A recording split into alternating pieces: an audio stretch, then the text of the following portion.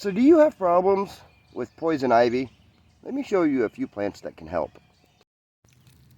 If you suffer from poison ivy, then you know how awful it is. But did you know that oftentimes the remedies for poison ivy will grow right next to it, or pretty close?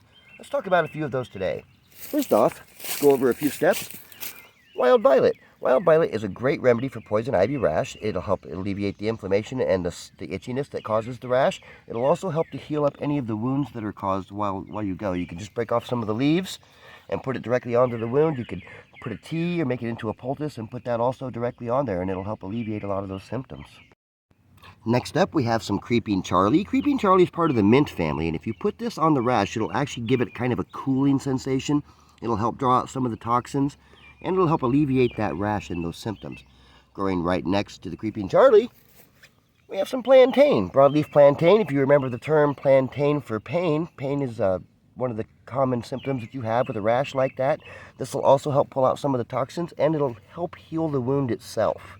Here we have some St. John's wort. St. John's wort is not just for mental herbs. St. John's wort is a great healing herb. It helps to relieve inflammation. It helps with rashes and healing wounds in general. It is common here in the United States. It's all over the place.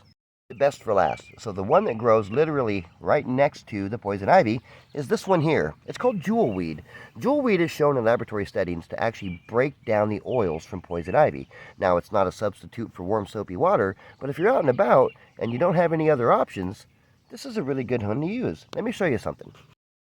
A jewelweed plant will typically get 4 to 5 feet tall. Now, these stalks are hollow, and you can take that sap that's right there. You see how juicy that is? You put that right on where you've been affected, and that'll help neutralize that poison ivy oil. You can just paint it on like you would a toothbrush or a paintbrush, and it's really good for eliminating all of that. To use these plants, you can either put them directly onto it. You could crush them up, put them on there directly. You can make them into a tea. See, the jewelweed and the violet grow right next to each other too.